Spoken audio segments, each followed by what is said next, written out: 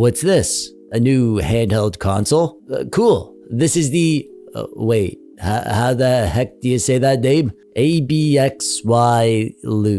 ABXYLute. ABXYLute. Yeah, ABXYLute. That sounds good. Let's go with that.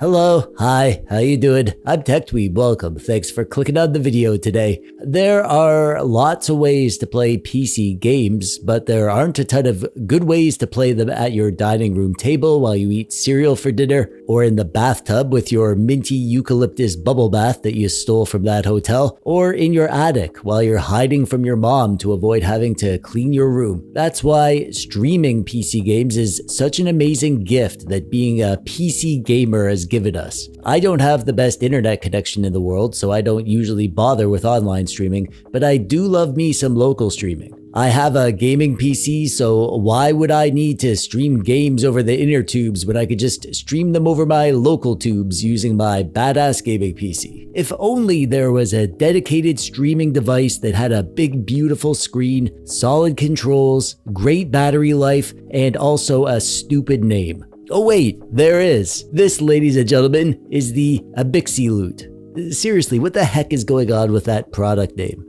They got a voodoo marketing team over there, that's for sure. This thing is an interesting thing. A spoiler alert, I love it. And today I'm going to show it to you, tell you what it could do, and help you decide if it's right for you. The ABXYLute is a thin, sleek-looking, lightweight device. It's got a big, beautiful 7-inch 1080p screen, and it's an Android-based device, so it can do Android stuff. It can run emulation, so you can use this to play your favorite retro games to a point, but this thing was made for streaming, either local streaming from your PC or cloud streaming. It has a lot that it can do, but there are some serious shortcomings that might be a deal breaker for many people. This thing is $200. It's a direct competitor to the Logitech G Cloud, which does the same stuff that this thing does. But the G Cloud is quite a bit more expensive. And considering what we get here, you might not need to spend more because the ABXYLute works great at what it does well. The specs on this thing are pretty hit or miss, to be honest. 4 gigabytes of LPDDR4 RAM, 32 or 64 gigabytes of internal storage. It's powered by the MediaTek MT8365 chip, which isn't a beast by any stretch of the imagination. But the silver lining is that it's a low power chip.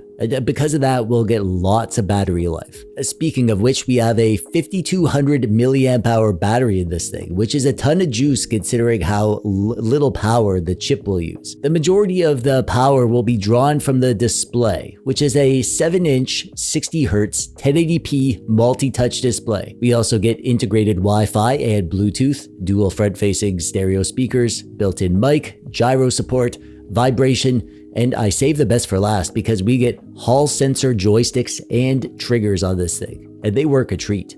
Speaking of the sticks and the triggers, let's talk about the controls. First, one nitpicky thing. This left thumbstick that you see on mine is black. This was blue though. I hated that blue thumbstick, so I painted mine. I used black spray paint, gave it a few coats, and finished it with a clear matte top coat. And it turned out great. I'm so glad I did it. And I'm probably being childish when I complain about a blue thumbstick, but there's just something about that blue stick that just filled me with rage. On the topic of the sticks, they are pretty small Switch style sticks, which might not be ideal for the kinds of games that you'll be playing on here via streaming. If you're into like shooters or any game that needs lots of precision, you probably aren't going to love these sticks. They are Hall sticks and they're plenty sensitive, and I personally don't mind using them. The triggers are also Hall effect, and these are glorious. They have a nice long travel and they feel super accurate. The bumpers are clicky, but they feel pretty good. The buttons feel good. They're membrane with a slight click. The D-pad is the same, membrane with a slight click. And as you can see, the shape is not what we're used to seeing. It's a pretty wide pad and it has a convex shape. I really like it, to be honest, and I had no issues with diagonal inputs in retro games. We also get start and select, volume up and down, power, and these down here are function buttons. One button to back out to the menu and another to switch apps. And underneath we also get a USB-C hole for charging and data transfer, and a headphone hole and a micro SD card hole. The feel of this thing in the hands is great in some ways and not so great in others. The device is very thin, but barely thicker than a cell phone, and they put on these finger grips that are pretty low profile, and they work surprisingly well at giving your fingies something to grab onto. When it's in your hands, all the controls are easy to hit. Your index fingers reach up to those triggers quick and naturally, and because it's so thin and lightweight, it feels like you could hold this for hours without fatigue. The major downside is the feel of the plastic down here where it hits your palms. There's a bit of a sharp edge here along the seam, and when you hold it like a normal handheld, it feels fine at first, but after a while you'll realize that sharp edge starts feeling uncomfortable. It kinda chafing in your palms. However, I pretty quickly learned to avoid this by holding the device in a slightly different way. Rotate your hands slightly so that you're holding it with your fingers underneath rather than your palms on the side. I'm pretty sure this is how it was designed to be held, but it's a shame that they didn't do something about the sharp edges over here, because I've heard lots of other reviewers complaining about them and they're not wrong. Overall, it's very good though. I'd be able to play on this a lot longer than any of my handheld gaming PCs just because it's so light. The device itself barely heats up at all. It's one of the coolest feeling devices that I have, and that's a big part about what makes this a comfortable gaming experience. The audio-visual experience on the ABXYLute is basically the best part of this thing. The screen is amazing, no question. It's 7 inches and 1080p, and at that size, the pixel density is super crisp. It's bright and clear with nice saturated colors, great viewing angles. On games with lots of fine details, you'll love having a giant, crisp screen to see them. The dual front-facing speakers are good. They're not going to blow you away, but they're about the quality of some good mobile device speakers. In general, the audio-visual experience that we get on the ABXYLute is awesome.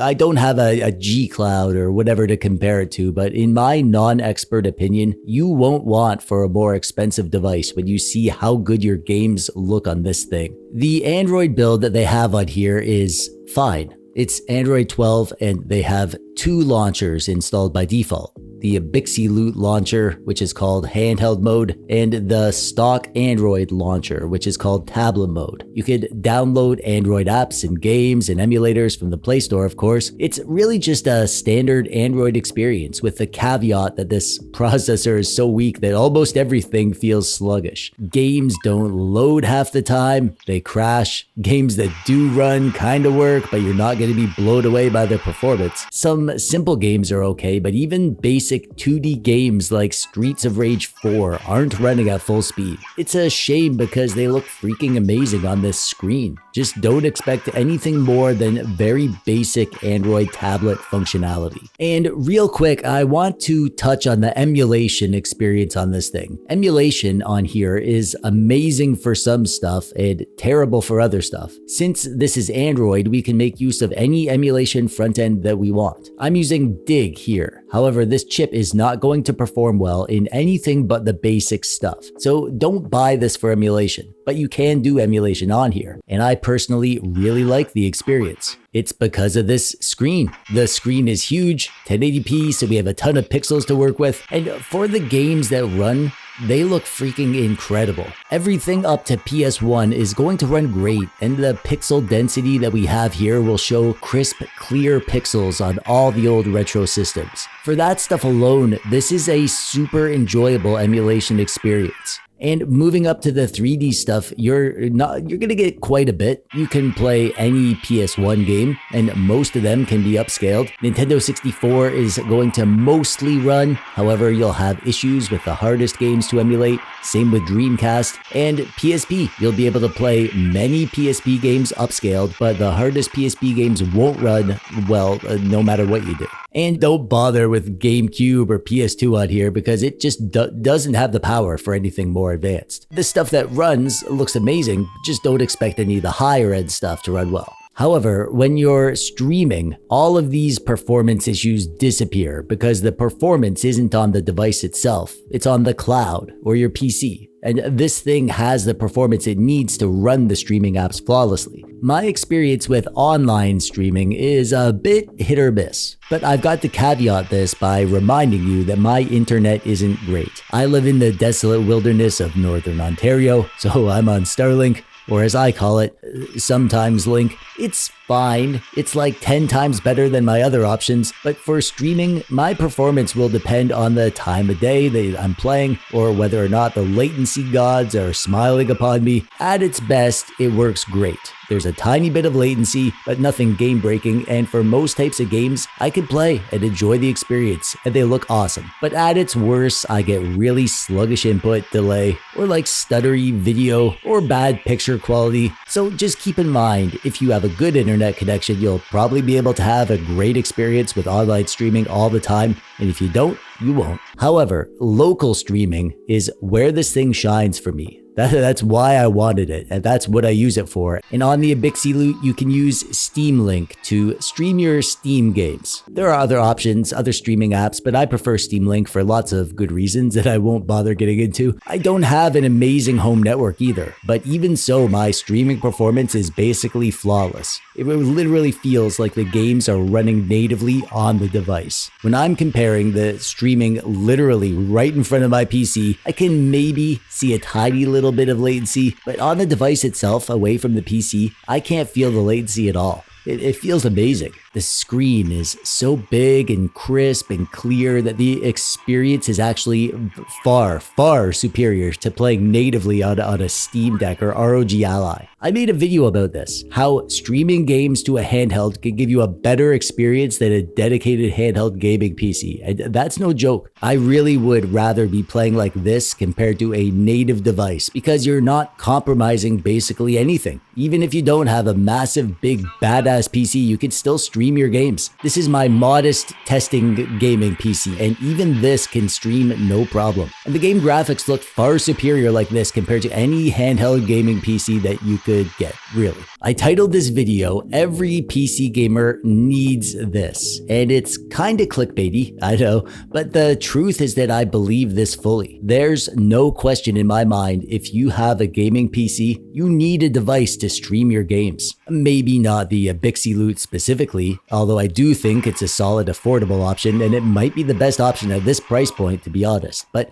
anyway will do, really. Your gaming PC is probably a lot more capable than any handheld gaming PC, and streaming your games just makes a ton of sense considering that the device that you'll stream them to can run cool and quiet, have amazing battery life. In this regard, the ABXYLute is an amazing product, in my opinion, because it does streaming so well and the screen is so good. The gaming experience is really enjoyable, and for $200 to get this kind of functionality, it's ABXYLutely a solid choice. The downside to this thing is that considering the poor native gaming performance, it feels kind of like it's a one-trick pony. It's made for streaming, it does that good, and if you want more than that, you'll probably be disappointed. But as a dedicated streaming device, I love it. And I'll include a link to where you can buy this thing in the description below if you'd like to pick one up. And that brings us to the end. I'm curious to know what you think of the ABXYLute. Let me know in the comments below. And while you're down there, check out this video where I show you that you could use a cheap controller on your cell phone to do what this thing does. That was a fun video. There's a link on the screen and at the top of the description below. And you can go watch it now because we're done.